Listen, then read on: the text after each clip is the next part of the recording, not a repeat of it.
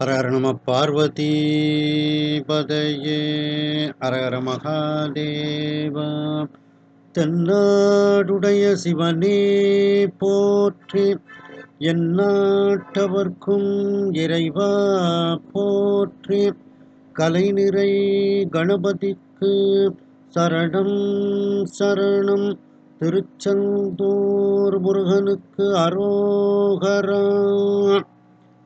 தருமபுராதீனம் நட்சத்திர குருமணிகள் ஸ்ரீ குருமா சன்னிதானம் அவர்கள் பொன்னார் திருவடிகளை மனமொழிமைகளால் வணங்கி மகிழ்கிறேன்.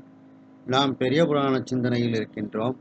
இந்த பெரிய புராண சிந்தனைக்கு நம்முடைய குருமகா சன்னிதானம், தருமபுராதீனம் குருமகா சன்னிதானம் அருளாசி வழங்கி இருக்கின்றார்கள். அதை கேட்டு மகிழுங்கள். அடியார் பெருமை சொல்லவும் பெரியதே.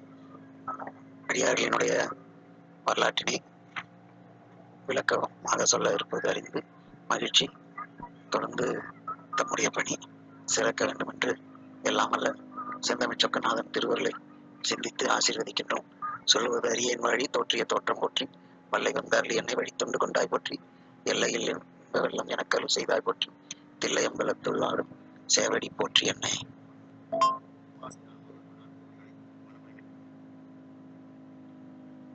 நாம் தருமபுராதீனம் நட்சத்திர குருமணிகள் அவர்களினுடைய அருளாசியை பெற்று மகிழ்ந்து இருக்கின்றோம். நாம் இன்றைய தினம் அந்த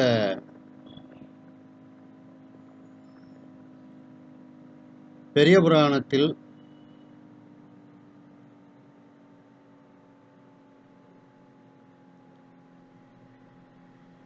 கைலாய மலையினுடைய சிறப்பை பற்றி நாம் சிந்தித்து கொண்டு இருக்கின்றோம். அதை திருமலை சிறப்பு என்று அதில் குறிப்பிட்டிருப்பார்கள். அந்த திருமலை சிறப்பை வணக்கம், அனைவருக்கும் வணக்கம். நாம் அந்த கைலாய மலையில் இருக்கக்கூடிய அந்த சிறப்பை பற்றி சிந்தித்து கொண்டு இருக்கின்றோம். இதை கூகுள் மீட்டில் சிறப்பாக நடத்தி கொண்டிருக்கக்கூடிய ஐயா பரமசிவம் நடராஜன் ஐயா அவர்களுக்கும் வணக்கத்தை தெரிவித்துக் கொள்கின்றேன். இந்த பெரிய புராண சிந்தனை சிறப்பாக நடத்தி கொண்டிருக்கக்கூடிய விக்கிரமசிங்கபுரம் சுப்பிரமணியன் ஐயா, ரேவதி அம்மையார், அவருடைய துணைவியார் ரேவதி அம்மையார் அவர்களுக்கு பணிவான வணக்கத்தை தெரிவித்துக் கொள்கின்றேன். வந்திருக்கக்கூடிய கனகா அம்மையார், சோமகோமதி அம்மையார், ஆயிரம் ஐயா, மாணிக்கம் ஐயா மற்றும் முத்துலட்சுமி அம்மையார் மற்றும் இன்னும் வர இருக்கக்கூடிய அனைத்து அன்பர்களுக்கும் எனது பணிவான வணக்கத்தை தெரிவித்துக் கொள்கின்றேன். நாம் சென்ற சிந்தனையில் கைலாய மலையினுடைய சிறப்பை பற்றி சிந்தித்தோம். கைலாய மலையில் உபமன்யு முனிவர் அங்கு அடியார்கள் புடைசூழ, பக்தராய முனிவர்கள், சுத்த யோகிகள் இன்னும் பலர் சூழ உபமன்யு முனிவர் அங்கே அமர்ந்திருக்கின்றார் என்பதை பார்த்தோம். அப்பொழுது அங்கே ஒரு ஜோதியானது 1000 சூரிய பிரகாசத்தோடு ஜோதியானது வருவதை எல்லோரும் பார்க்கின்றார்கள். சுற்றி இருப்பவர்களெல்லாம் இது என்ன அதிசயம் என்று கேட்கின்றார்கள். உடனே அந்த உபமன்யு முனிவர் இறைவனை சிந்தித்து வருவது சுந்தரமூர்த்தி சுவாமிகள் என்று தெரிந்து கொண்டு வருவது சுந்தரமூர்த்தி சுவாமிகள் என்று கூறுகின்றார். அவரும் அந்த சுந்தரமூர்த்தி சுவாமிகளை வணங்குகின்றார். இவர் நாம் எல்லோரும் வணங்கக்கூடியவர் இந்த சுந்தரமூர்த்தி சுவாமிகள் என்று அவர்களுக்கு கூறுகின்றார். உடனே உபமன்யு முனிவரை சுற்றி இருக்கக்கூடியவர்கள், எங்களுக்கு அந்த சுந்தரமூர்த்தி சுவாமிகளினுடைய வரலாற்றை எங்களுக்கு நீங்கள் எடுத்துச் சொல்வீர்களாக, அதை கேட்கக்கூடிய விருப்பத்தோடு நாங்கள் ஆசையோடு இருக்கின்றோம் என்று கூறுகின்றார்கள். என்ற அளவில் சிந்தித்தோம். அதனுடைய தொடர்ச்சி செந்துருத்திப்பண் மத்தியமாவதி ராகம். ஒரு வரியை 2 தடவை பாடுதேன். 2வது தடவை சொல்லும்போது நீங்கள் பாடி பழகிக் கொள்ளுங்கள். 31வது பாடல். உள்ள வண்ணம் முனிவன் ஊரை செய்வான் உள்ள வண்ணம். முனிவன் ஊரை செய்வான் வெள்ள நீர்ச்சடை மெய்ப்பொருளாகிய வெள்ள நீர்ச்சடை மெய்ப்பொருளாகிய வள்ளல் சாத்தும் மது மலர் மாலையும் வள்ளல் சாத்தும் மது மலர் மாலையும் அள்ளும் நீரும் எடுத்து அணைவானுடன் அள்ளும் நீரும் எடுத்தணைவான் ஊழல். முனிவர் கூறுகின்றார், உள்ள வண்ணம் எனக்கு தெரிந்த அளவில் அங்கு நடந்தவற்றை அந்த உபமன்யு முனிவர், முனிவன்னா இங்க உபமன்யு முனிவர் உரை செய்வான். எல்லாருக்கும் அந்த சுந்தரமூர்த்தி சுவாமிகளினுடைய வரலாற்றை சுருக்கமாக எடுத்து கூறுகின்றார். வெள்ள நீர் சடை மெய்ப்பொருளாகிய வெள்ள நீர் பொதுவாகவே சொல்லியிருக்கிறேன், நீர் வெள்ளம் தண்ணீர்னா கங்கையைத்தான் குறிக்கும். அப்படிப்பட்ட அந்த மிகப்பெரிய நீர்ப்பெருக்கை உடைய அந்த நீரை உடைய மிகப்பெரிய நீரை உடைய அந்த கங்கை, அந்த கங்கையை தன்னுடைய சடையில் வைத்திருக்கக்கூடிய அந்த சிவபெருமான், அந்த பெருமான் எப்படிப்பட்டவர்?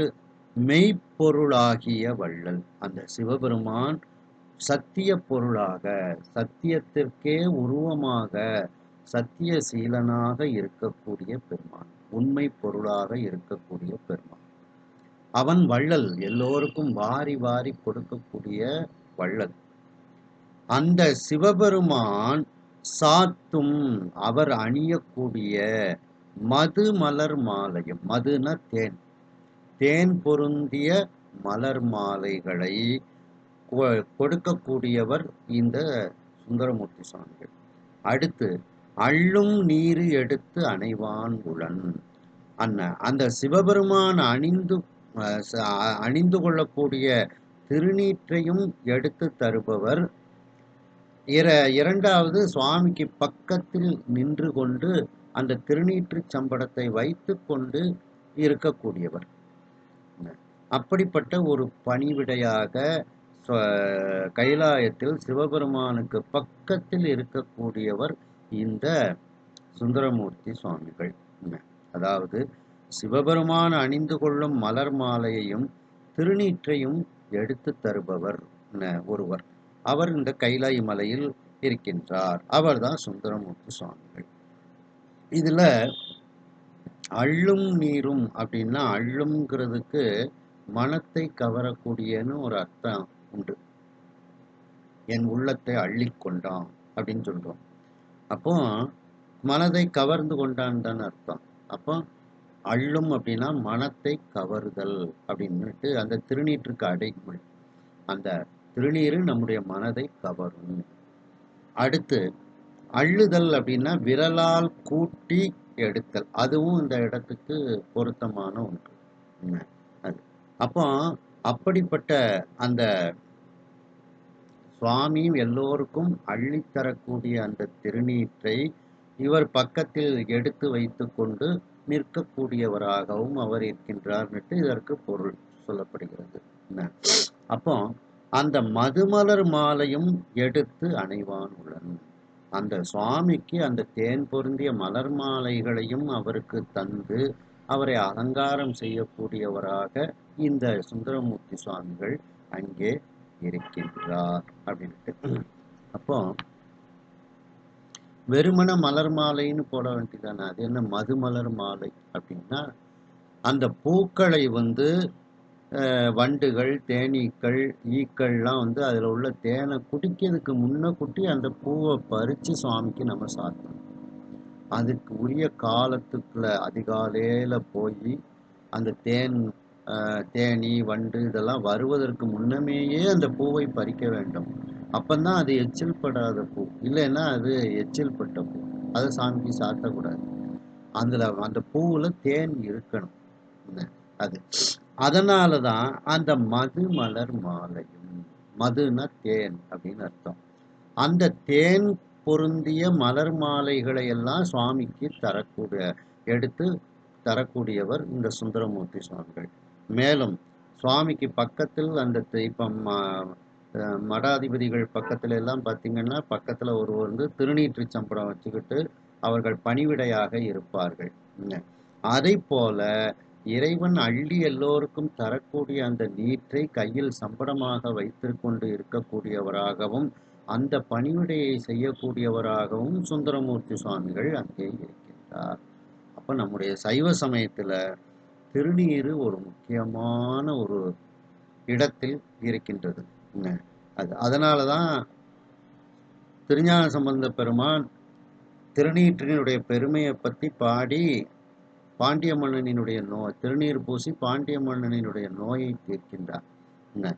மந்திரமாவது நீரு வானவர் மேலது நீரு சுந்தரமாவது நீரு துதிக்கப்படுவது நீரு தந்திரமாவது நீரு சமயத்தில் உள்ளது நீரு செந்தூவர்வாய் உமை பங்கல் திரு ஆலவாயான் திரு நீரே.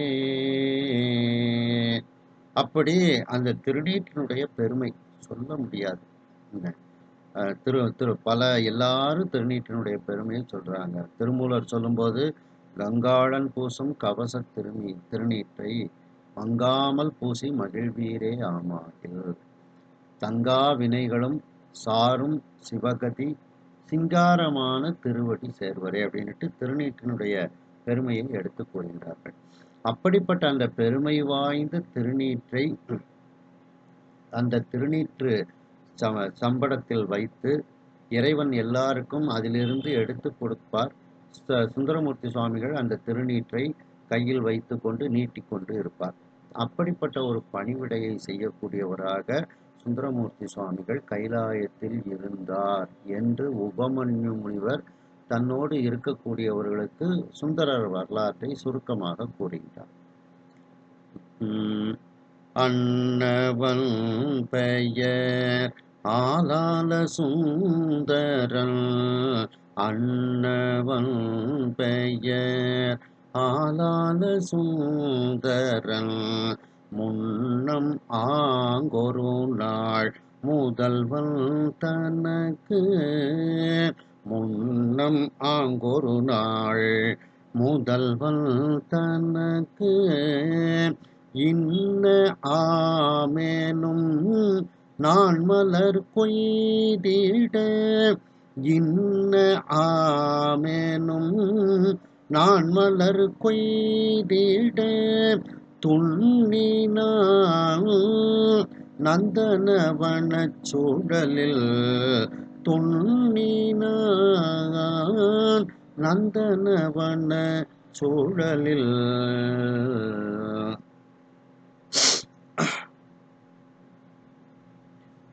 அன்னவன் பெயர் ஆளாள சுந்தரன். அப்படிப்பட்ட இப்பொழுது ஜோதி சொரூபமாக வந்து கொண்டிருக்கக்கூடிய இவரினுடைய பெயர் ஆளாள சுந்தரன் என்று பெயர். முன்னம் ஆங்கொரு நாள்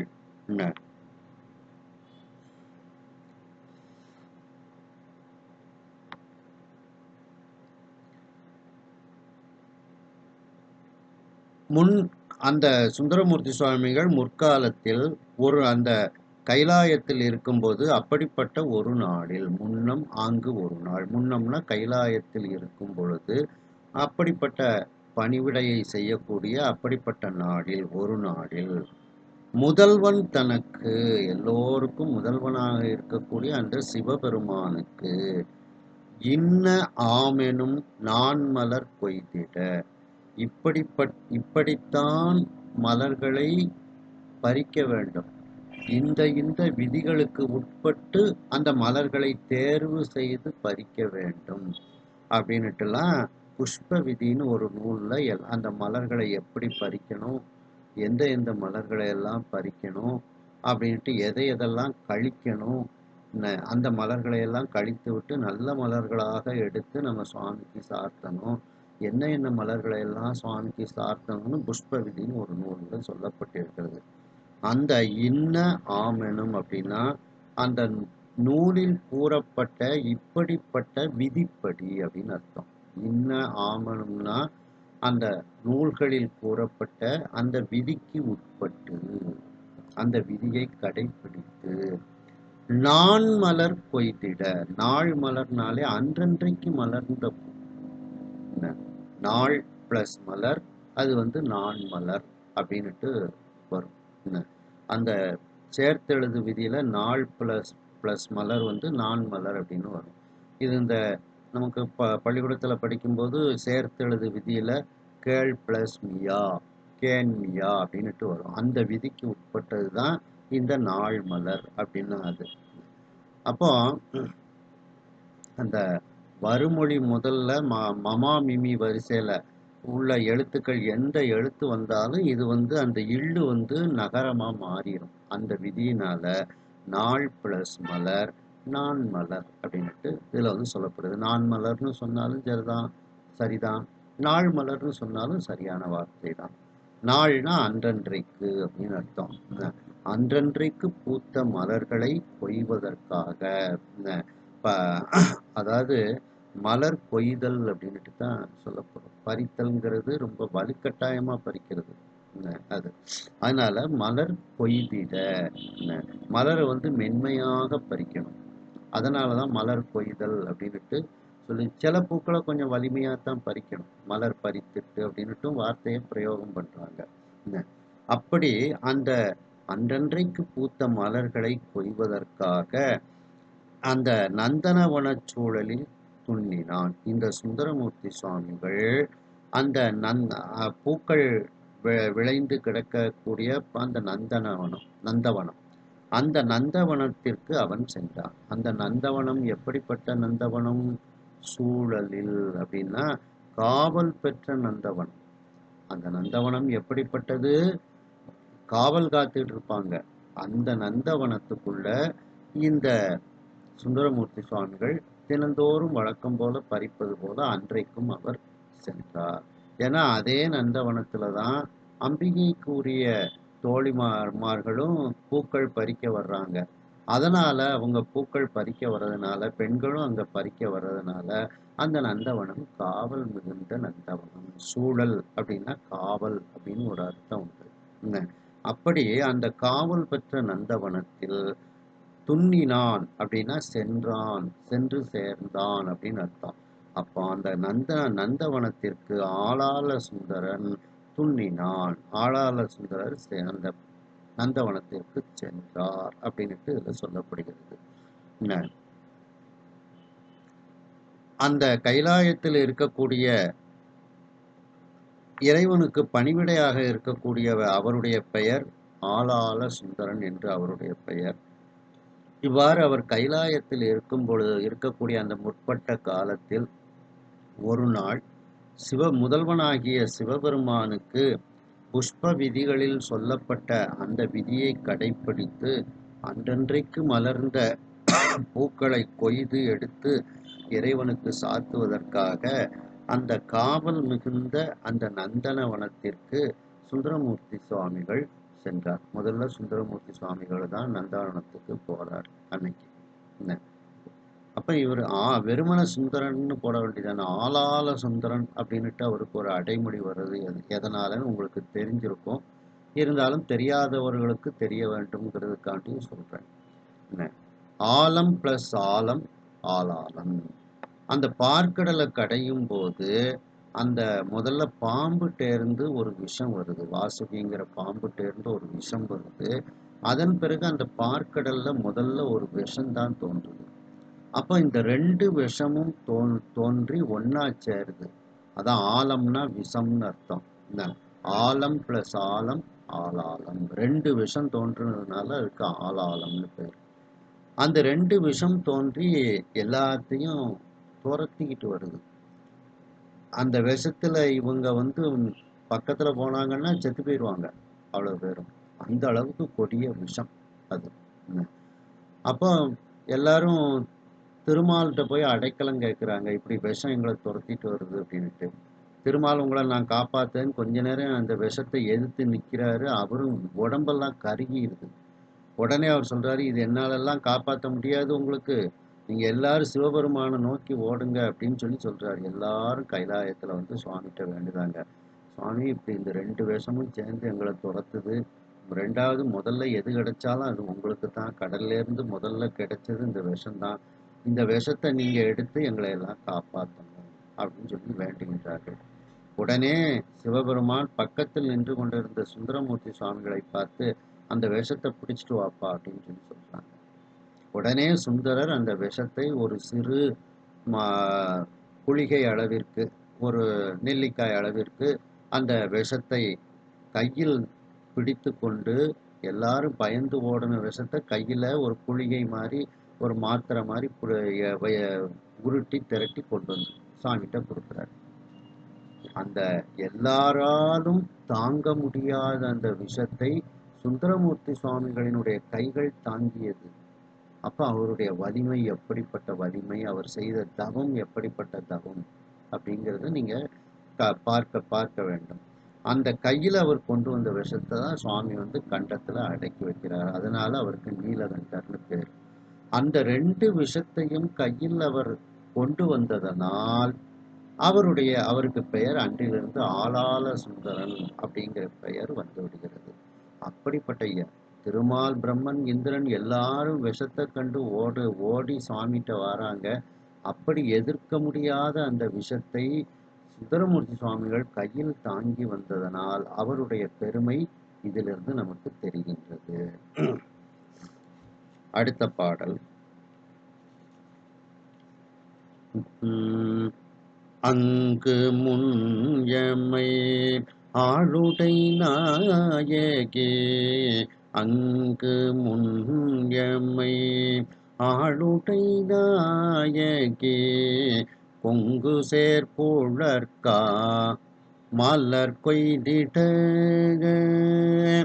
கொங்கு சேர்புழற்கா மலர் கொய்திட,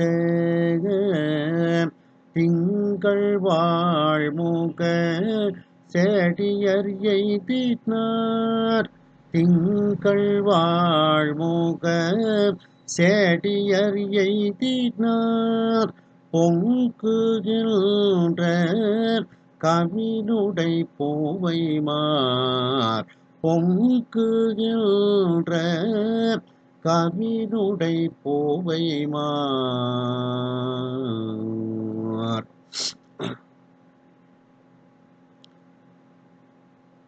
அங்கு முன்யமை ஆளுடை நாயகி. சுந்தரமூர்த்தி சுவாமிகள் அந்த நந்தவனத்துக்கு போவதற்கு முன்னமேயே அங்கே அம்பிகையினுடைய பணிவிடையாக தோழிகளாக இருக்கக்கூடிய 2 பெண்கள் அங்கே சென்று பூப்பறித்து கொண்டு இருக்கின்றார்கள். அவர்கள் பூப்பறித்து கொண்டு இருக்கின்றார்கள். அங்கே சுந்தரமூர்த்தி சுவாமிகளும் அதே அந்த நந்தவனத்திற்கு செல்கின்றார்.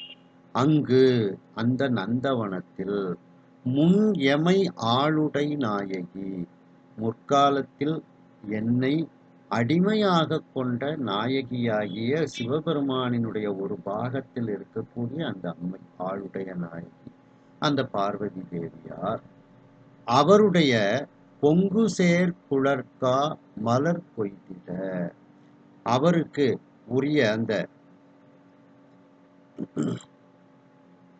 இயற்கையிலேயே வாசனை மிகுந்த கூந்தலுக்காக, பொங்குன்னா இங்க வாசனை, சேர்னா சேர்ந்து இருக்கக்கூடிய, அப்போ குழற்கா, குழல்னா கூந்தல், கூந்தலுக்காக, குழற்கான்னா அர்த்தம் கூந்தலுக்காக, அம்பிகையினுடைய கூந்தலில் சூடுவதற்காக மலர் கொய்திட, அந்த மலர்களை பறிப்பதற்காக திங்கள் வாழ்முக சேடியர், சந்திரனை போன்ற கூர்மையான முகத்தை உடைய அந்த பெண்கள், சேடியர்னா அந்த பணிப்பெண்கள், சேடியர் எய்தினார். அவர்களும் அங்கே சென்றார்கள் அந்த நந்தவனத்தில் பூவை பறிப்பதற்கு. பொங்குகின்ற கவினுடை பூவைமார், அவர்களுடைய அழகு கவின் அப்படின்னா அழகுன்னு அர்த்தம். அவர்களுடைய அழகு அப்படியே பொங்கிக் கொண்டிருக்கிறது. அப்படிப்பட்ட பேரழகு உடைய அந்த 2 பெண்கள், பூ போன்றவர்கள், பூவைமார் அப்படின்னா பூவை போன்று இருக்கக்கூடிய அந்த பெண்கள் அப்படின்னுட்டு, அந்த பெண்களும் அங்கே பூ பறிக்க செல்கின்றார்கள். யாருக்காக வேண்டி? அம்பிகையினுடைய கூந்தலுக்கு அணிவிப்பதற்கும் அம்பிகையை பூஜை பண்ணுவதற்குமாக அந்த பூக்களை எல்லாம் பறித்து வர, கொய்து வர அந்த பெண்கள் எல்லாம் அங்கே செல்கின்றார்கள். 2 பெண்கள். இதுல கொங்கு சேர் குளர்கா அப்படின்னா, கொங்குன்னா வாசனை. அப்ப அம்பிகையினுடைய கூந்தலுக்கு இயற்கையிலேயே வாசனை உண்டு. அதை இந்த இடத்தில் ரத்தின சுருக்கமாக சேக்கிழார் பெருமான் பதிவிடுகின்றார்கள். கொங்கு சேர் குளர், ஏற்கனவே வாசனை சேர்ந்து இருக்கக்கூடிய, இயற்கையாகவே வாசனை சேர்ந்து இருக்கக்கூடிய கூந்தல். இதுலதான் சிக்கல் நக்கீரர் பட்ட பாடு உங்களுக்கு தெரியும். அம்பிகையானாலும் சரி, கூந்தலுக்கு இயற்கையாகவே மனம் கிடையாது அப்படின்னுட்டு நக்கீரர் எதிர்த்து நிற்கின்றார். அந்த வரலாறு இங்க சிந்திக்கக்கூடிய ஒரு இடம். பொங்குதேர் வாழ்க்கை அஞ்சிறை தும்பி காமும் பயிலாது, அந்த பாட்டெல்லாம் இதனாலதான் வருது. அதனால சேக்கிழார் பெருமான் இதுல இயற்கையிலேயே வாசனை சேர்ந்து இருக்கக்கூடிய அம்பிகையினுடைய கூந்தலுக்காக மலரை பறித்து வர சென்றார்கள் அப்படின்னுட்டு அம்பிகையினுடைய கூந்தலினுடைய பெருமையை இதில் சேக்கிழார் பெருமான் அழகாக பதிவிடுகின்றார்கள்.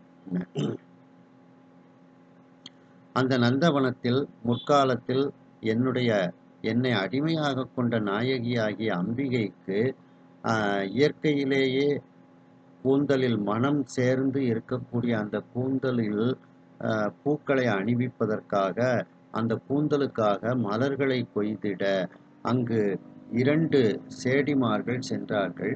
அந்த சேடிமார்கள் எப்படிப்பட்டவர்கள் என்றால், அந்த பெண்கள் எப்படிப்பட்டவர்கள் என்றால், சந்திரனை போன்ற கூர்மையான முகத்தை உடையவர்கள். மேலும் அவர்களுடைய அழகானது பொங்கிக் கொண்டே இருக்கிறது. பேரழகு உடையவர்களாக அந்த பூவை மாறி இருக்கின்றார்கள். அந்த 2 பெண்களும் அதே நந்தவனத்தில் அம்பிகைக்கு பூ பறிக்க அவர்களும் செல்கின்றார்கள்.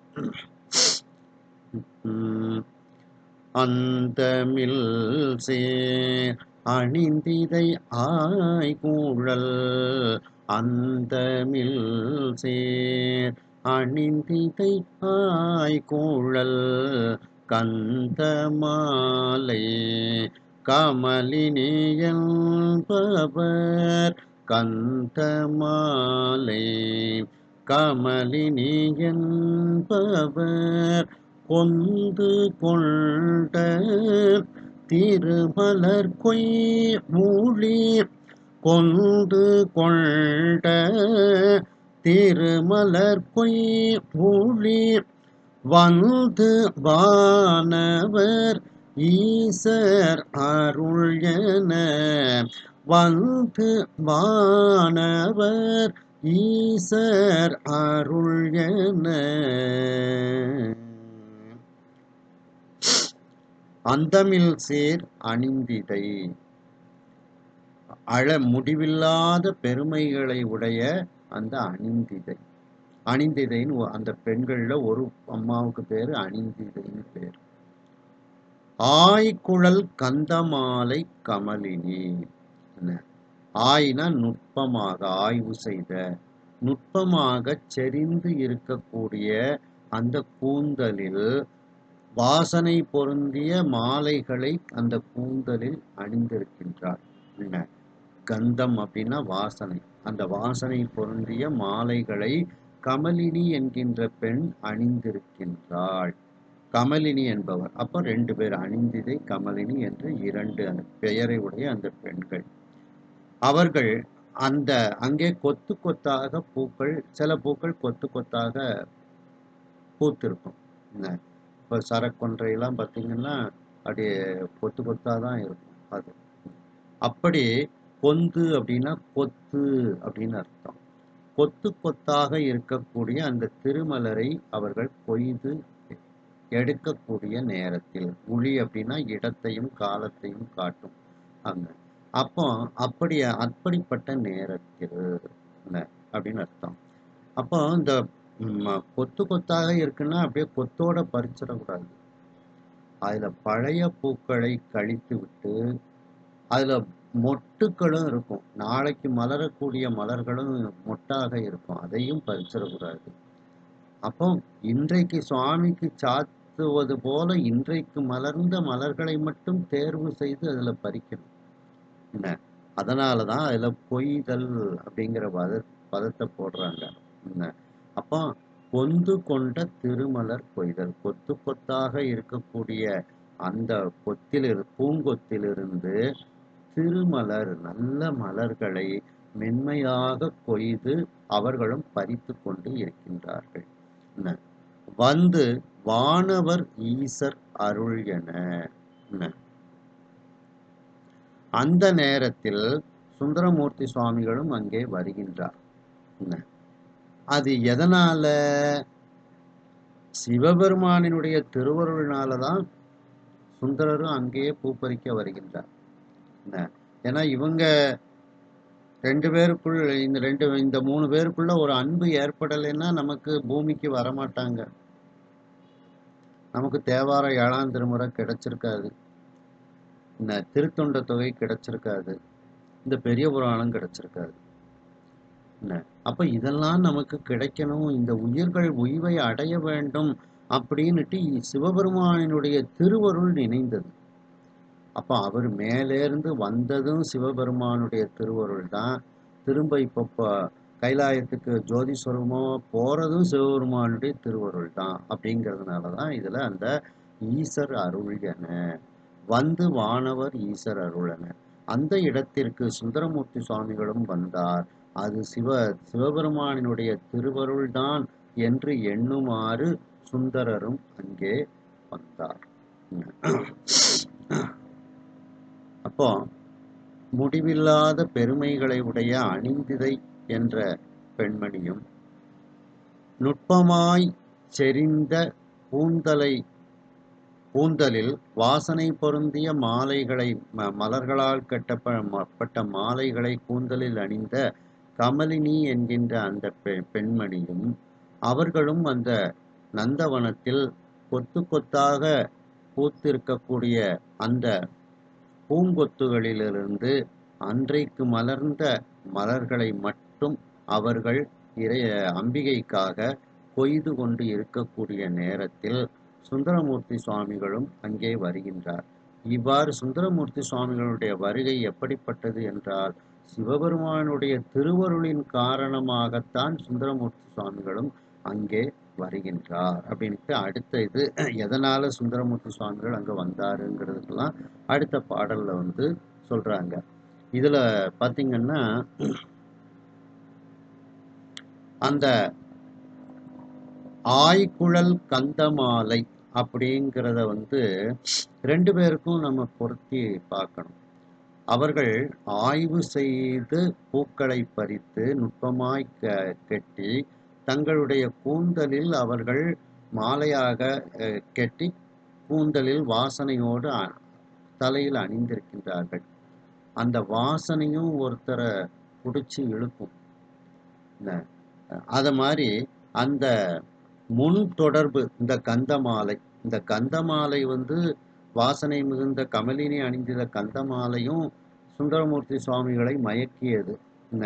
அதற்கு அந்த முன் தொடர்பு பற்றி இதுல இந்த பெரிய புராணத்துல 283வது பாடல்ல அந்த கமலினி அப்படிங்கிறவங்கள பத்தி சொல்லும்போது திருவாரூர்ல இந்த வார்த்தைய அங்கேயும் பிரயோகப்படுத்துறாங்க. சுந்தரமூர்த்தி சுவாமிகளை எது மயக்குச்சு? அந்த கவர்ந்து இழுத்தது அந்த வாசம். என்ன அது? அத பார்த்தீங்கன்னா, இந்த அணிந்திதை அப்படிங்கிற அம்மையார் வந்து திருவொற்றியூர்ல பிறக்குறாங்க. கமலினி அப்படிங்கிற அம்மையார் வந்து திருவாரூர்ல அடுத்த பிறவி பிறக்குறாங்க. அதை எப்படி ஞாபகத்துல வச்சுக்கிடணும்னா, கமலாலயம் திருவாரூர்ல கமலாலயம் இருக்கு. அதனால கமலினிங்கிற அம்மையார் திருவாரூர்ல பிறந்தாங்க அப்படின்னு ஞாபகம் வச்சுக்கிடணும். என்ன இந்த அவர்கள் அணிந்திருக்கக்கூடிய அந்த வாசனை மிகுந்த மாலை சுந்தரமூர்த்தி சுவாமிகளை ஈர்த்தது அப்படிங்கிறத இந்த அந்த முன் தொடர்பு பற்றி 283வது பாடல் இதே நூல்ல பின்னால நம்ம சிந்திக்க போறோம். அந்த 283வது பாடல்ல சேக்கிழார் பெருமான் கூறுகின்றார். அங்கேயும் என்ன சொல்றாங்க அப்படின்னா, இந்த கமலினிங்கிறவங்க பறவை நாச்சியாருங்கிற பெயர்ல திருவாரூர்ல பிறந்து இருக்கின்றார்கள்.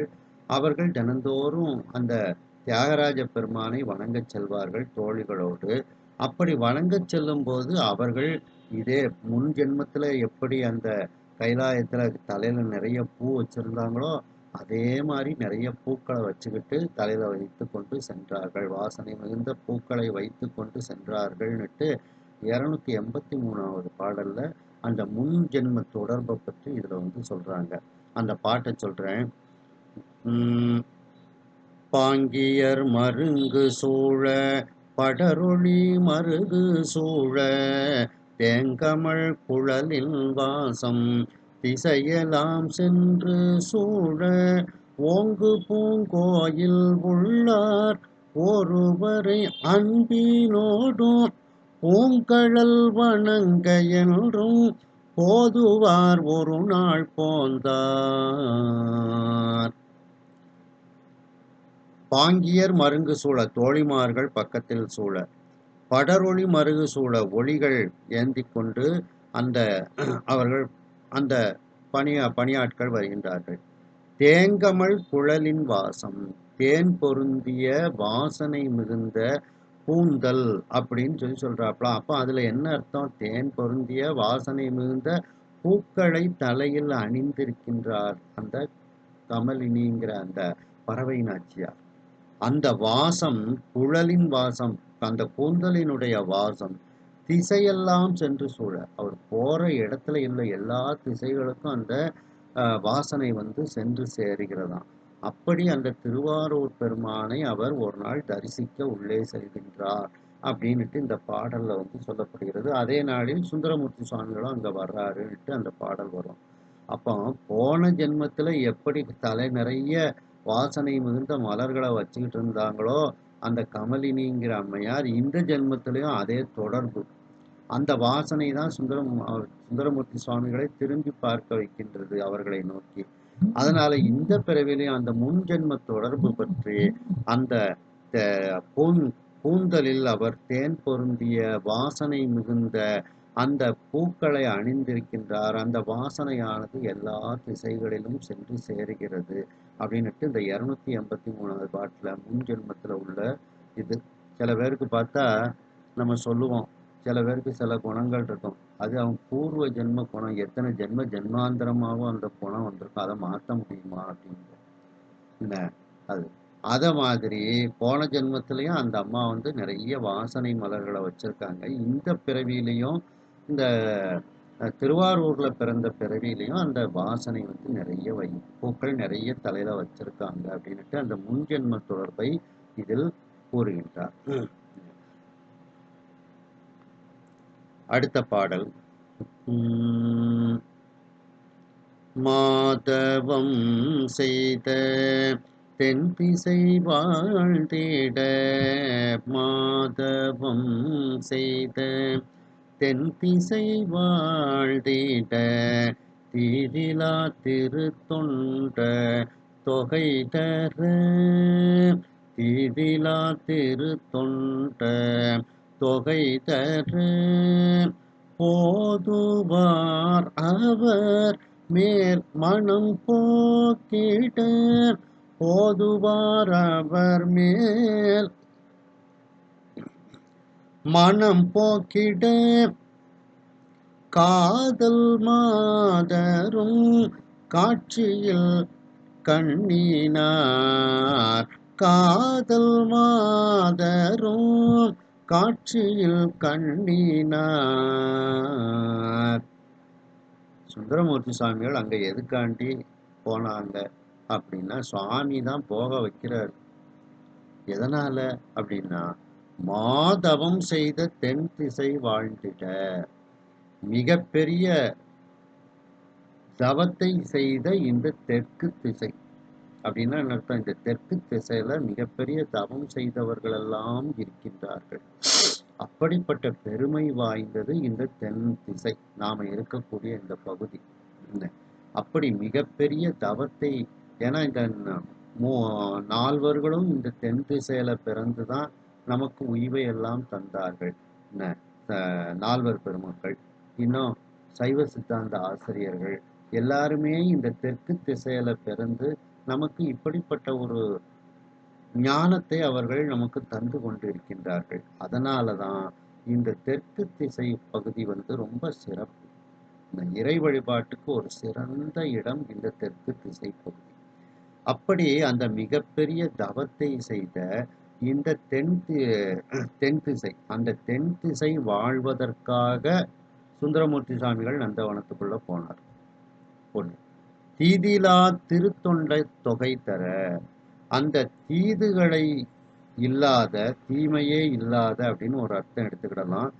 நம்முடைய தீமைகளை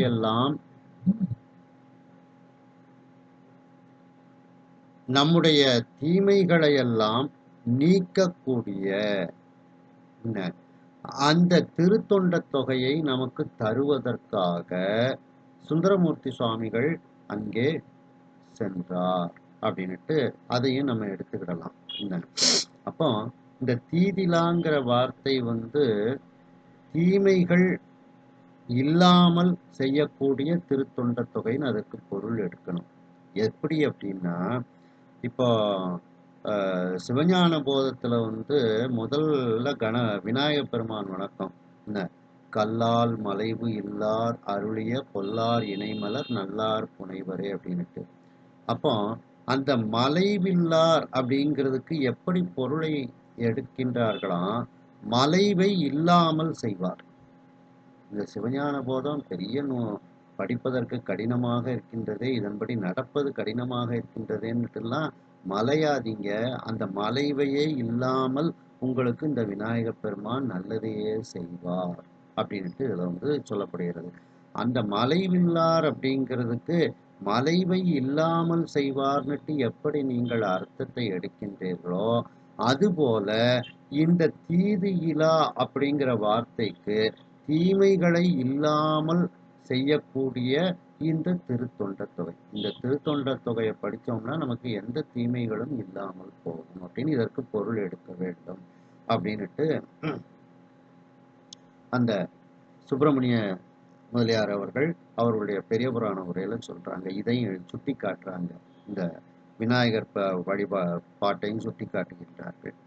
அப்படிப்பட்ட நம்முடைய தீமைகளை எல்லாம் இல்லாமல் செய்யக்கூடிய அந்த திருத்தொண்ட தொகை, இந்த தில்லைவாழ் அந்தணர்தம் அடியார்க்கும் அடியேன் அப்படிங்கிற அந்த பதிகம், அந்த திருத்தொண்ட தொகை நமக்கு கிடைக்க வேண்டும். அந்த திருத்தொண்ட தொகை கிடைப்பதற்காக சுந்தரமூர்த்தி சுவாமிகளை அந்த நந்தவனத்திற்குள் செலுத்தி அந்த பெண்களை பார்க்க வைத்தார் அப்படின்ட்டு. அப்படி தொகை தர போதுவார், இதெல்லாம் நமக்கு தருவதற்காக அந்த நந்தவனத்துக்குள் சுந்தரமூர்த்தி சுவாமிகள் சென்றார். போதுவார் அப்படின்னா சென்றார். அவர் மேல் மனம் போக்கிட, அந்த நந்தவனத்துக்குள் சென்ற அந்த சுந்தரமூர்த்தி சுவாமிகள் அவர் மேல், அவர்னா அந்த 2 பெண்கள், அந்த 2 பெண்களின் மீது அவர்களுடைய மனம் செல்கிறது, அன்போடு அவர்களை பார்க்கின்றது, அவருடைய மனம் அங்கே செல்கிறது. காதல் மாதரும் காட்சியில் கண்ணினார்.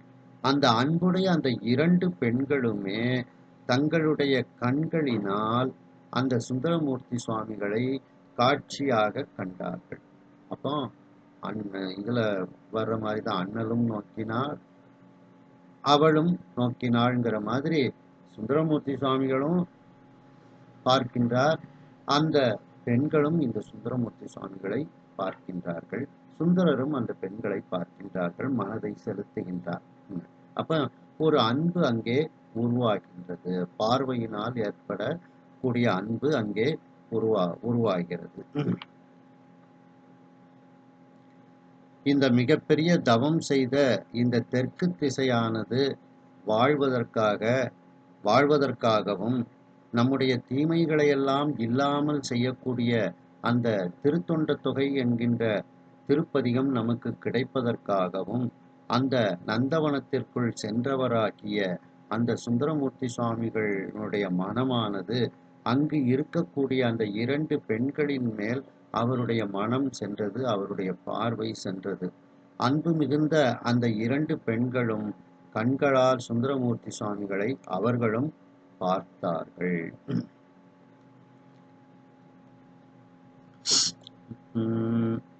முன்னம் ஆங்கவன் மொய்முகை நான் மலர், முன்னம் ஆங்கவன் மொய்முகை நான் மலர், என்னை ஆட்கொண்ட ஈசனுக்கு ஏய்வன, என்னை ஆட்கொண்ட ஈசனுக்கு ஏய்வன, பன்மலர் கொய்து செல்ல பணிமலர், பன்மலர் கொய்து செல்ல பணிமலர், அன்னம் அன்னவரும் கொண்டு அகன்றபின், அன்னம் அன்னவரும் கொண்டு அகன்ற பின்,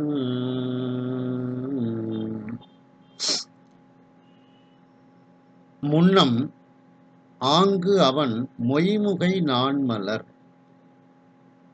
என்னை ஆட்கொண்ட ஈசனுக்கு ஏய்வன பன்மலர் கொய்து செல்ல. சரி, இப்போ முதல்ல சுந்தரமூர்த்தி சுவாமிகள், முன்னம் அப்படின்னா முதலில், ஆங்கு அவன் அந்த நந்தவனத்தில் சுந்தரமூர்த்தி சுவாமிகள் மொய்முகை நான்மலர், மொய்முகைனா வண்டுகள் மொய்க்கக்கூடிய மலர், ஆனா தேனை குடிக்கல, அது இன்னும் அந்த அரும்பாத்தான் இருக்கு, அது இப்போ இந்த நேரத்துல எப்பனாலும் விரிஞ்சிடலாம் அப்படிங்கிற ஒரு நிலையில் இருக்கக்கூடிய பூக்கள். அப்போ அந்த மலர் விரிஞ்ச உடனே அதுல உள்ள தேனை குடிக்கலாம் அப்படின்னுட்டு வண்டுகள் அங்கே காத்து கொண்டிருக்கிறது, தேனீக்கள் காத்து கொண்டிருக்கிறது. சுந்தரமூர்த்தி சுவாமிகள் அப்படிப்பட்ட பதம் அறிந்து அந்த வண்டுகளை எல்லாம் விரட்டி விட்டு அந்த மொட்டாக இருக்கக்கூடிய அந்த மலர்களை பறித்தாராம். ஏன்னா முதலே நம்ம சொல்லிட்டோம், வண்டுகள் தேன் குடிச்சுன்னா அது எச்சில் பட்ட பூ, சாமிக்கு சாத்தக்கூடாது. அதனால மொய்முகை அப்படின்னா வண்டுகள் மொய்த்து கொண்டு இருந்தாலும் அது மலராத பூ, எப்ப வேண்டுமானாலும் மலரலாம் என்கின்ற தன்மையில் உள்ள அந்த பூ அப்படின்னுட்டு அதற்கு அதான் மொட்டரா மலர் அப்படின்ட்டு அதை சொல்லுவாங்க.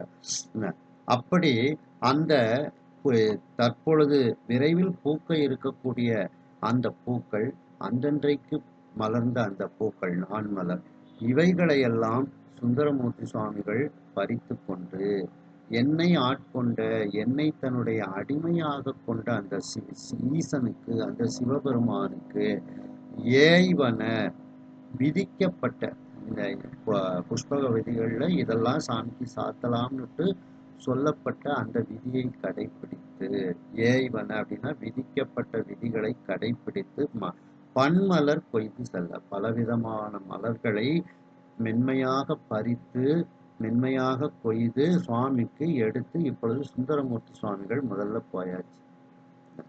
மலர்களை எல்லாம் இந்த பெண்களை பார்த்தாரு, அதுக்கப்புறம் தன்னுடைய கடமையிலிருந்து தவறாமல் அந்த பூக்களை எல்லாம் பறித்து எடுத்துக்கொண்டு நேரியா முதல்ல சுந்தரமூர்த்தி சுவாமிகள் அந்த நந்தவனத்தை விட்டு வெளியில போயிருந்தாங்க. அதன் பிறகு இந்த 2 பெண்களும் செல்கின்றார்கள். பனிமலர் அன்னம் அன்னவரும் கொண்டு அகன்ற பின். அப்போ அன்னம் போன்ற அந்த பெண்களும் அன்னம் அன்னவரும் அன்னம் போல மென்மையா நடை நடப்பார்களாம். அது தர அதிருமாறு பெண்கள் நடக்கக்கூடாது, மென்மையாக நடக்க வேண்டும். அதான் அன்னம் அன்னவரும் அன்னம் போன்ற அந்த பெண்களும் பனிமலர் கொண்டு அந்த குளிர்ச்சி பொருந்திய பூக்களை எல்லாம் எடுத்து கொண்டு அகன்ற பின் அவர்களும் அந்த நந்தவனத்தை விட்டு இப்பொழுது சென்று விடுகின்றார்கள். முதல்ல சுந்தரமூர்த்தி சுவாமிகள் பூ பறிச்சுட்டு போறாரு, பின்னால இவர்களும் பூவை பறித்து கொண்டு இவர்களும் தங்களுடைய கடமையை நினைத்து அவர்கள் செல்கின்றார்கள். முதலில் அந்த நந்தவனத்தில் சுந்தரமூர்த்தி சுவாமிகள் அந்த மலரக்கூடிய ஒரு தருவாயில் இருக்கக்கூடிய பூக்களையும் அன்று அலர்ந்த மலர்களையும் பறித்து கொண்டு என்னை அடிமையாக கொண்ட சிவபெருமானுக்கு பூக்களில் விதிக்கப்பட்ட விதிகளை கடைபிடித்து பறித்து கொண்டு அந்த பலவிதமான மலர்களை கொய்து எடுத்துக்கொண்டு சுந்தரமூர்த்தி சுவாமிகள் இப்பொழுது சென்று விடுகின்றார் நந்தவனத்தை விட்டு. அன்னம் போன்ற அந்த 2 பெண்களும் அவர்களும் அந்த குளிர்ச்சி பொருந்திய பூக்களை எல்லாம் பறித்து கொண்டு அவர்களும் நந்தவனத்தை விட்டு இப்பொழுது சென்று விடுகின்றார்கள்.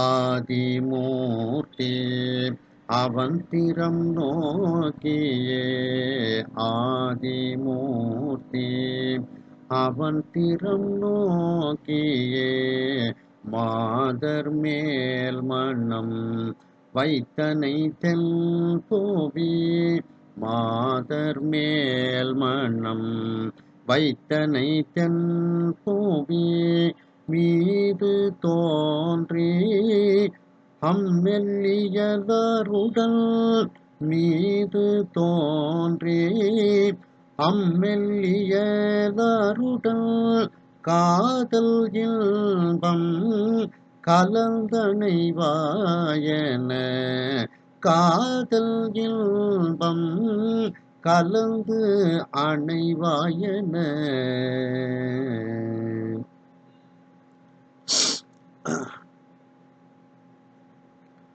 ஆதிமூர்த்தி அந்த சிவபெருமான். ஏன் அவரை ஆதிமூர்த்தி அப்படின்னு சொல்றோம் அப்படின்னா, எவன் ஒருவன் அந்தத்தை செய்கின்றானோ அவன்தான் திரும்ப அந்த உலகத்தை உருவாக்க முடியும். ஆதியாகவும் அவன்தான் இருக்க முடியும். இது மெய்கண்டார் முதல் சூத்திரத்துல சொல்லும்போது அவன் அவள் அது எனும் அவை மூ வினைமையின் தோற்றிய திதியே ஒடுங்கி மலத்து உளதாம் அந்தம் ஆதி என்மனார் புலவர். அந்தத்தை செய்யக்கூடியவனே மீண்டும் ஆதியாக இருந்து இந்த உலகத்தை நமக்கு தர முடியும். அதனாலதான் இங்க ஆதிமூர்த்தி அப்படின்ட்டு இதுல சொல்லப்படுகிறது. அந்த ஆதிமூர்த்தி அந்த கைலாயத்தில் இருக்கக்கூடிய கைலாயநாத பெருமான் அவன் திறம் நோக்கியே சுந்தரமூர்த்தி சுவாமிகள் அந்த பெண்களின் மீது வைத்த அந்த அன்பு பார்வையை அவர் மனதில் தெரிந்து கொள்கின்றார். ஏன்னா நாம தான் நம்முடைய செயல்பாடுகள்லாம் யாருக்கும் தெரியாதுன்னு சில செயல்பாடுகளை ரகசியமா செய்வோம். எவ்வளவு ரகசியமா செஞ்சாலும் எல்லா செயல்பாடுகளும் இறைவனுக்கு தெரியும். அதனாலதான் அவனுக்கு கண்காணின்னு சுவாமிக்கு பேர். கண்காணிக்கக்கூடியவன் அப்படின்னு. நாம கண்காணி இல்லைன்னு நினைச்சுக்கிட்டே நிறைய செயல்களை செய்வோம். ஆனா அவன் எல்லாத்தையும் பார்த்து கொண்டுதான் இருக்கின்றான். அதனாலதான் சில பேர் பார்த்தீங்கன்னா தங்களால சில துன்பங்களை தாங்க முடியலன்னா துன்பத்தை செஞ்சவன ஆண்டவன் உன்னைய பார்த்துக்கிடுவான் அப்படின்ட்டு முடிச்சுடுவாங்க. ஏன்னா அவன் செய்யக்கூடிய அந்த துன்பத்தை இறைவன் பார்த்து கொண்டு இருக்கின்றான் அல்லவா, அவன் தக்க கூலி கொடுப்பான் அப்படின்னு முடிச்சிருவாங்க. அதுபோல இந்த இறைவன் எல்லாருடைய உள்ளத்திலும் நீக்கமர நிறைந்து அவன் இருப்பதனால் நாம் செய்யக்கூடிய ரகசியங்கள் எல்லாமே அவனுக்கு தெரிந்து. அப்போ அந்த ஆதிமூர்த்தியாகிய அந்த கைலாயநாத பெருமான் அவன் திறம் நோக்கியே. அந்த சுந்தரமூர்த்தி சுவாமிகளினுடைய அந்த பெண்களை பார்த்து அவர்கள் மீது வைத்த அந்த ஒரு அன்பை அவர் நினைத்து பார்க்கின்றார். நோக்கியே, அதை மனதில் அவர் நினைத்து பார்த்துவிட்டு அவர் சுந்தரமூர்த்தி சுவாமிகள்கிட்ட சொல்கின்றார். மாதர் மேல் மனம் வைத்தனை. அந்த நந்தவனத்துக்கு பூ பறிக்க வந்த 2 பெண்கள், மாதர்னா பன்மை, அந்த மாதர் மேல், அந்த 2 மாதுன்னா ஒருமை, மாதர்னா பன்மை, அந்த 2 பெண்களின் மீது உன்னுடைய மனத்தை நீ அன்பினால் வைத்தனை.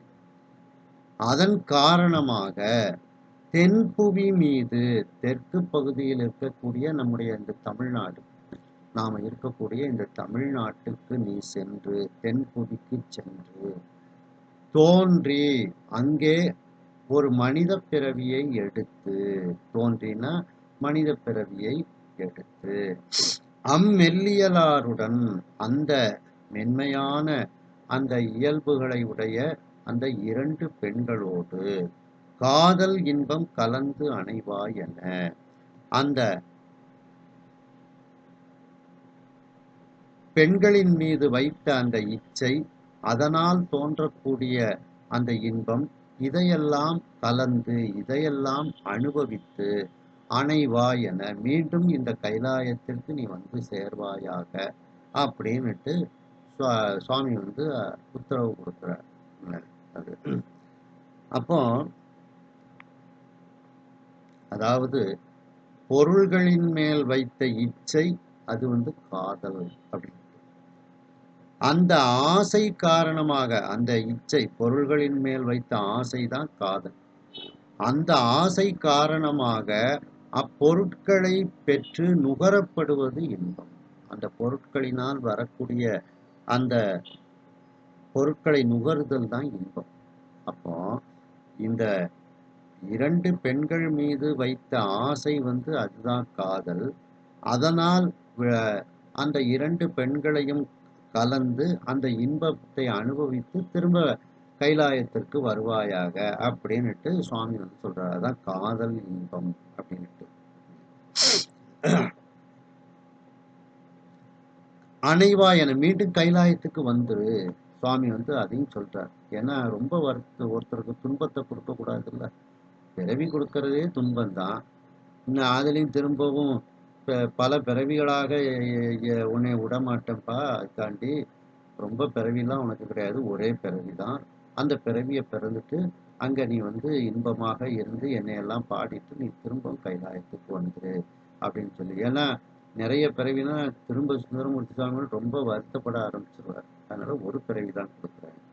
துன்பத்தை கொஞ்சம் குறைச்சலாக கொடுத்த உடனே நம்மளும் சரி இன்னும் 2 நாள் தான்ப்பா, இந்த ஒரு ஊசியை போட்டுட்டு இந்த 2 நாள் தான் வலி இருக்குன்னு சொன்னோடனே சரி 2 நாள் தானே தாங்கிக்கிடுவோம் அப்படின்னு நம்மளும் இருப்போம்.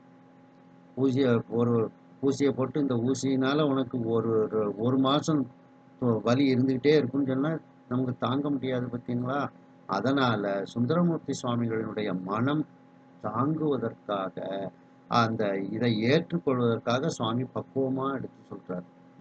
நீ அந்த ஒரு பிறவி அங்கே இருந்துட்டு அணைவா என மீண்டும் கைலாயத்துக்கு வந்துரு அப்படின்னு சொல்லி சுவாமி வந்து மிகவும் ஏன்னா சுந்தரமூர்த்தி சுவாமிகள் அப்படி இறைவனிடத்தில் அன்பு கொண்டவர். தன்னிடத்தில் அன்பு கொண்டவர்களுக்கு ஒரு தண்டனையை கொடுக்கும் போதும் அதற்கு விடிவு காலத்தையும் சுவாமி வந்து சொல்லித்தான் அனுப்புறார். நீங்க கொஞ்சம் ஒரு பிறவி பிறந்து சந்தோஷமா இருந்துட்டு திரும்ப இங்க வந்துரு, உன்னை நிறைய பிறவிலாம் நான் வந்து பிறக்க விட மாட்டேன் அப்படின்ட்டு அந்த இதை சொல்றாரு. அதான் கலந்து அணைவா என, மீண்டும் கைலாயத்து அணைதல் அப்படின்னா மீண்டும் கைலாயத்துக்கு வருதல் அப்படின்னுட்டு சுந்தரமூர்த்தி சுவாமிகளுக்கு சிவபெருமான் இவ்வாறு கூறுகின்றார்.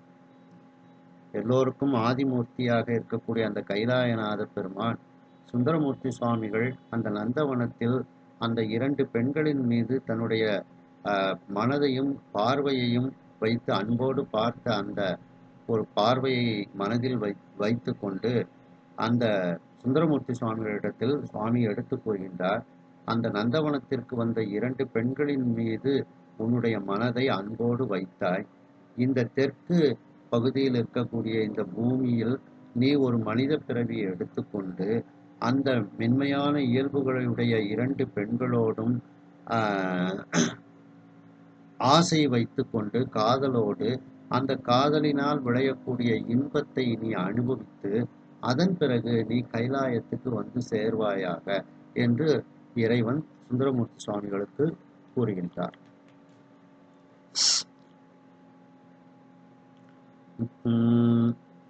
கைகள் அஞ்சலி கூப்பி கலங்கினான், கைகள் அஞ்சலி கூப்பி கலங்கினான், செய்ய சேவடி நீங்கும் சிறுமையேன், செய்ய சேவடி நீங்கும் சிறுமையேன், மையல் மானுடமாய் மயங்கும் வழியே, மையல் மானுடமாய் மயங்கும் வழியே, ஐயனே தடுத்து ஆண்டருள் செய்யன, ஐயனே தடுத்தாண்டு அருள் செய்யன.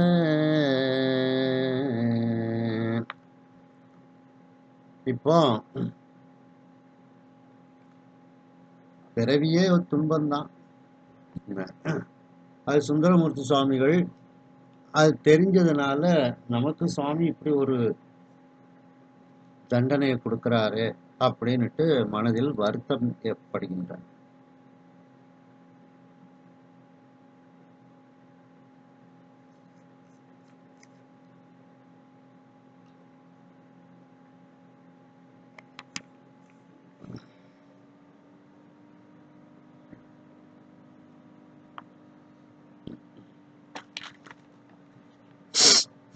கைகள் அஞ்சலி கூப்பி கலங்கினான்.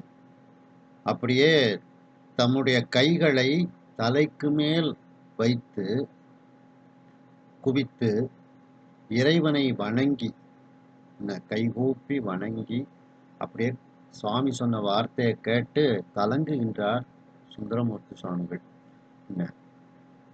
செய்ய சேவடி நீங்கும் சிறுமையே, இறைவனுடைய சிவந்த திருவடி, சே அப்படின்னா சிவப்பு, அடினா திருவடி, சிவந்த தாமரை போன்ற திருவடி, அது செய்ய அப்படின்னா செப்பமாகிய எல்லா மேன்மைகளையும் தன்னுள் வைத்திருக்கக்கூடிய அந்த சிவந்த திருவடி,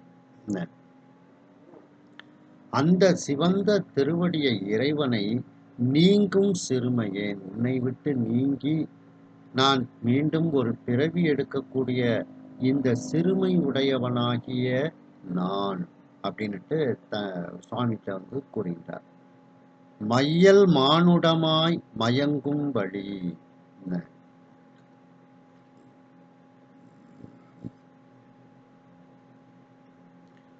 மையல் அப்படின்னா மயக்கம்னு அர்த்தம்.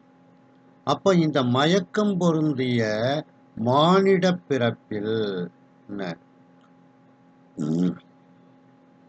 மானுடம் அப்படின்னா மானுட பிறப்பில் மயங்கும் போது, மயங்கும் வழி அப்படின்னா மயங்கும் போது, அப்படிப்பட்ட நேரத்தில் ஐயனே நீ என்னை தடுத்து என்னை அடிமையாக கொண்டு நீ அருள் செய்ய வேண்டும் அப்படின்னுட்டு சுவாமிகிட்ட விண்ணப்பிக்கின்றார் சுந்தரமூர்த்தி சுவாமிகள். அப்போ பிறவி என்பது ஒரு பெரிய துன்பம். பிறவி பெருங்கடல் நீந்துவர் நீந்தார் இறைவன் அடி சேராதார் அப்படின்னுட்டு திருவள்ளுவரும் சொல்றாங்க. அது ஒரு பெரிய கடல் அப்படின்ட்டு. அப்படிப்பட்ட அந்த பெரிய கடல், அந்த பெரிய கடல்ல எனக்கு ஒரு பிறவியை நீ இப்படி கொடுத்துட்டியே அப்படின்னுட்டு சுந்தரமூர்த்தி சுவாமிகள் வேண்டுகின்றார்கள். நல்ல பிறவியா கொடுத்தாலும் பிறவி தானே. நம்ம தங்க ஊசிங்கிறதுக்காக வேண்டி கண்ணில் எடுத்து குத்திக்கிட முடியுமா? பிறவிங்கிறதே துன்பம்தான். அதனாலதான் அவங்க சொல்றாங்க, உன்னுடைய திருவடியை விட்டு பிரியக்கூடிய ஒரு செயல் இதில் இருக்கின்றது. அப்படி நான் இந்த மானுட பிறவி, மயக்கமுடைய மானுட பிறவியில் பிறந்து நான் மயங்கக்கூடிய அந்த நேரத்தில், பெருமானே, அந்த மயக்கத்திலிருந்து என்னை விடுவித்து, என்னை அந்த நேரத்தில் தடுத்து என்னை அடிமையாக கொண்டு எனக்கு நீ அருள் செய்ய மாட்டாயா அப்படின்ட்டு சுவாமிகிட்ட ஒரு விண்ணப்பத்தை வைக்கின்றார் சுந்தரமூர்த்தி சுவாமிகள்.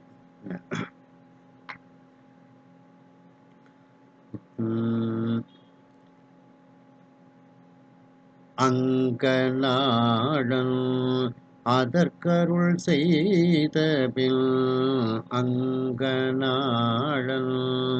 அதற்கருள் செய்தபின், நங்கை மாறுடன் நம்பி மற்ற திசை, நங்கை மாறுடன் நம்பி மற்ற அத்திசை தங்கி தோற்றத்தில் இன்புற்று சாரும் என்று, தங்கி தோற்றத்தில் இன்புற்று சாரும் என்று, அங்கு அவன் செயல் எல்லாம் அறைந்தனன், அங்கு அவன் செயல் எல்லாம் அறைந்தனன்.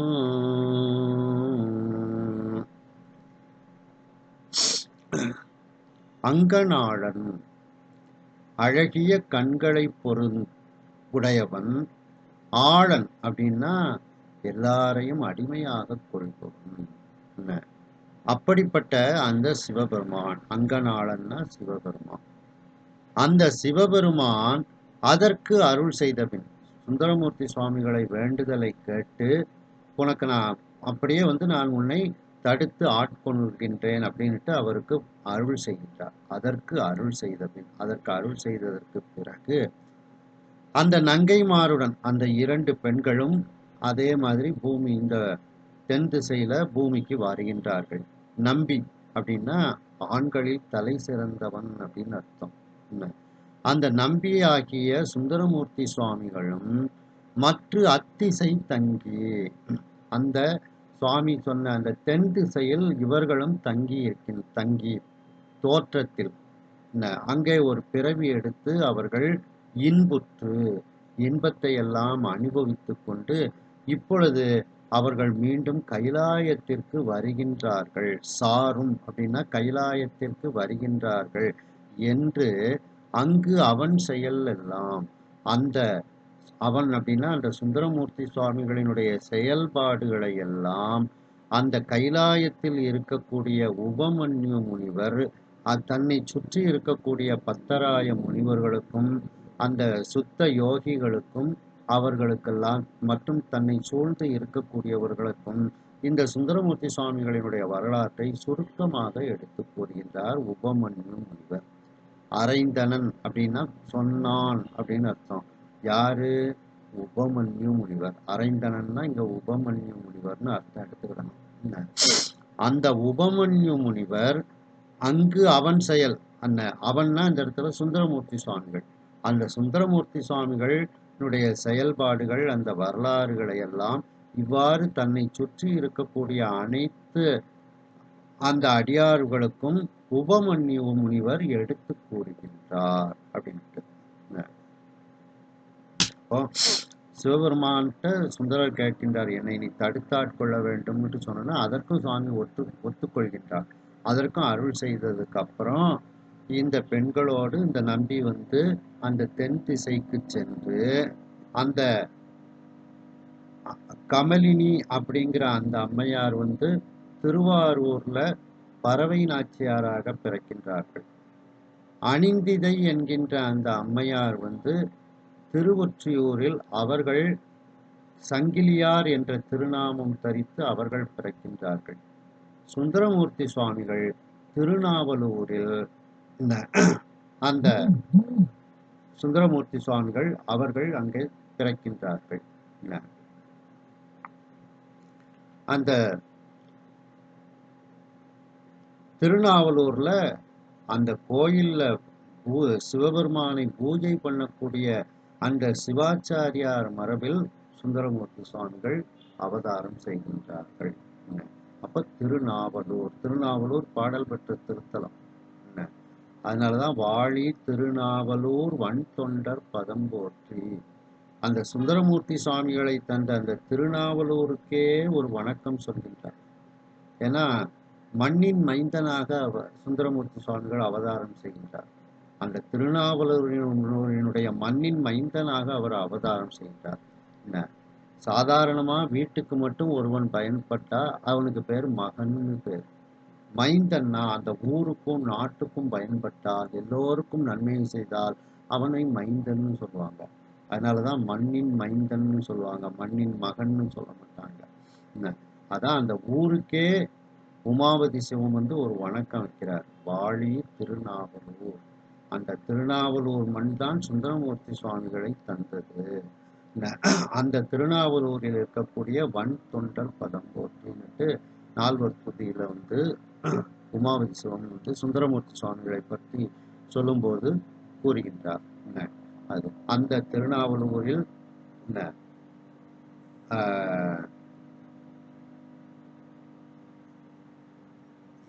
சடையனார் இசைஞானியார் இவர்களுக்கு மகனாக சுந்தரமூர்த்தி சுவாமிகள் பிறக்கின்றார்கள்.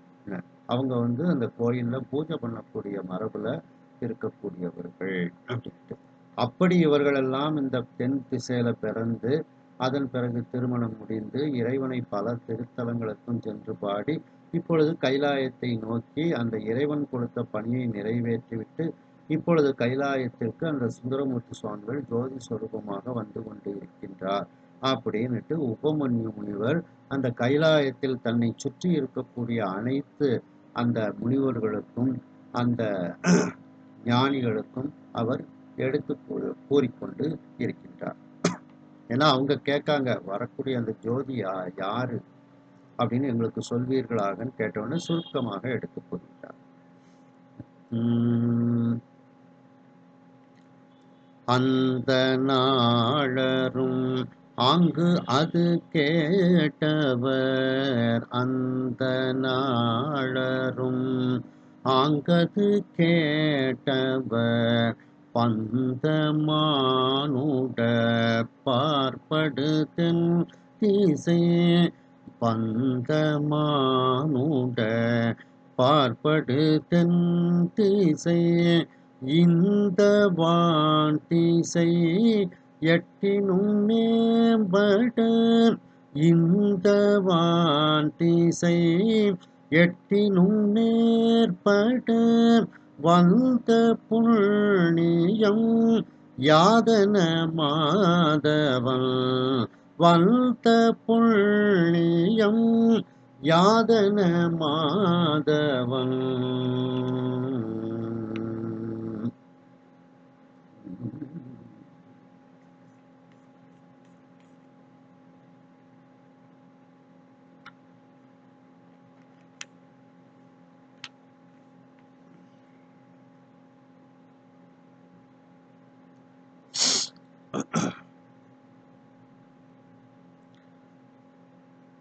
அந்த நாளரும், அந்த நாளர்னா அந்த உபமன்யு முனிவரை சுற்றி இருக்கக்கூடிய அந்த முனிவர்கள் சித்த யோகிகள், அவர்கள் எல்லாத்தையும் ஒன்னா சேர்த்து அந்த நாளர்கள் அப்படின்னு சொல்றார். அந்த அப்படிப்பட்ட அந்த முனிவர்களும் சுத்த யோகிகளும் ஆங்கு அது கேட்டவர், அந்த கைலாய மலையிலிருந்து உபமன்யு முனிவர் சொன்ன அந்த வார்த்தைகளை எல்லாம் கேட்ட அவர்கள் எல்லோரும் வந்த மானுட பார்ப்படு தென் திசை, மனித பிறவின்னுட்டு ஆயிப்போச்சு, அது நம்மை பந்தப்படுத்தக்கூடியதுன்னு ஆயிப்போச்சு. அதான் பந்த மானுடம். அது எந்த திசையில பிறந்தா என்ன, கிழக்கு திசையில பிறந்தா என்ன, மேற்கு வடக்கு திசையில பிறந்தா என்ன, எந்த திசையில 8 திசைகள் இருக்குது, கிழக்கு மேற்கு வடக்கு தெற்கு வடகிழக்கு வடமேற்கு தென்கிழக்கு தென்மேற்குன்னு 8 திசைகள் இருக்கு. அப்படி அந்த 8 திசைகளிலேயும் நீங்க ஏன் குறிப்பா தென் திசையை பத்தி சொன்னீங்க அப்படின்னுட்டு உபமன்யு முனிவர்கிட்ட கேட்கின்றார்கள். மீண்டும் அந்த முனிவர்கள் கூட்டம், அந்த சுத்த யோகிகள் கூட்டம் அவர் உபமன்யு முனிவர்கிட்ட கேட்கின்றார்கள். ஏன்னா உபமன்யு முனிவர் என்ன சொல்றாரு, மாதவம் செய்த தென் திசை அப்படின்ட்டு அடைமொழி கொடுக்கிறார். அந்த தெற்கு திசைக்கு மிகப்பெரிய தவத்தை உடையவர்களெல்லாம் வாழ்ந்து தவம் செய்த அந்த தென் திசை அப்படின்ட்டு அந்த தென் திசைக்கு அடைமொழி கொடுத்து தென் திசையை உயர்த்தி சொன்னார் உபமன்யு முனிவர். அதை பிடிச்சுக்கிட்டாங்க இவங்க எல்லாரும். இன்னும் 8 திசையில ஏதாவது ஒரு திசையில அவங்க பிறந்திருக்க வேண்டியதானே, நீங்க என்ன அந்த தென் திசையை மட்டும் மாதவம் செய்த தென் திசை வாழ்ந்திட அப்படின்னு சொன்னீங்களே, அப்ப அந்த தென் திசை மற்ற திசைகளை விட எப்படி சிறந்தது, அதை எங்களுக்கு நீங்கள் சொல்வீர்களாக அப்படின்னுட்டு இந்த உபமன்யு முனிவரை சுற்றி இருக்கக்கூடிய அந்த முனிவர்களும் சுத்த யோகிகளும் மற்ற எல்லோரும் கேட்கின்றார்கள். என்னதான் பந்த மானுட பிறவியே பிறக்கிறதுன்னு ஆகிப்போச்சு. பந்தமான மானுட பிறவி, அந்த மானுட பார்ப்படு அந்த பிறவியில் பிறப்பதற்கு அதையே தென் திசையில போய் பிறக்கணும். இந்த வான் திசை எட்டினும் இந்த உலகத்தில் அந்த மிகப்பெரிய திசை 8 திசைகள் இருக்கின்றது. அந்த 8 திசைகளிலும் மேற்பட இந்த தென் திசை மேற்பட்டதாக, மிகவும் உயர்ந்ததாக, மேற்படனா மிகவும் உயர்ந்ததாகன்னு அர்த்தம்.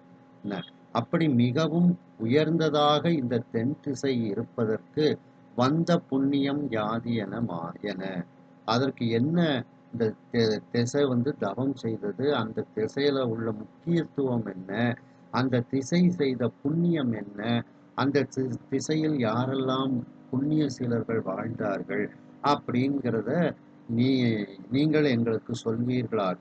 யாது என, அது என்ன அப்படின்னு சொன்ன உடனே அதற்கு பதிலாக அந்த மாதவனாகிய, மாதவன்னா இங்க இடத்துல உபமன்யு முனிவர்னு அர்த்தம் எடுத்துக்கிடணும்.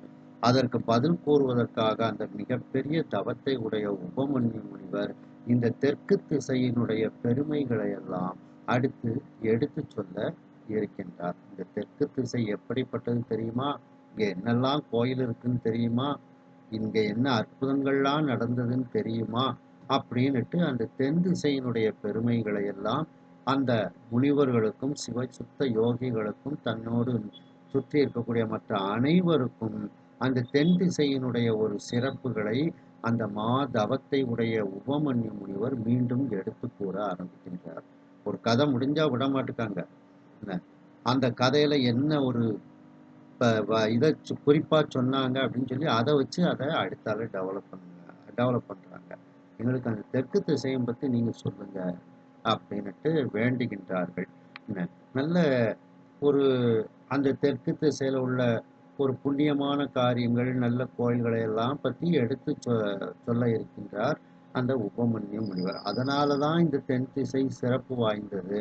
அதனாலதான் இந்த தென் திசைக்கு சுந்தரமூர்த்தி சுவாமிகளும் அந்த 2 பெண்களும் இந்த தென் திசையில் அவதாரம் செய்தார்கள் அப்படின்னுட்டு இதுல அந்த தெற்கு திசையினுடைய ஒரு அங்கு இருக்கக்கூடிய கடவுள் வழிபாடு, அங்கு இருக்கக்கூடிய ஆலயங்களை எல்லாம் மீண்டும் உபமன்யு முனிவர் எடுத்து கூற இருக்கின்றார் என்று இந்த அளவில் இந்த சிந்தனையை நிறைவு செய்து மீண்டும் அடுத்த சிந்தனையில் இதனை நாம் தொடர்வோம். ஹரஹர நம பார்வதி பதையே, ஹரஹர மகாதேவா, வெற்றிவேல் முருகனுக்கு அரோகரா.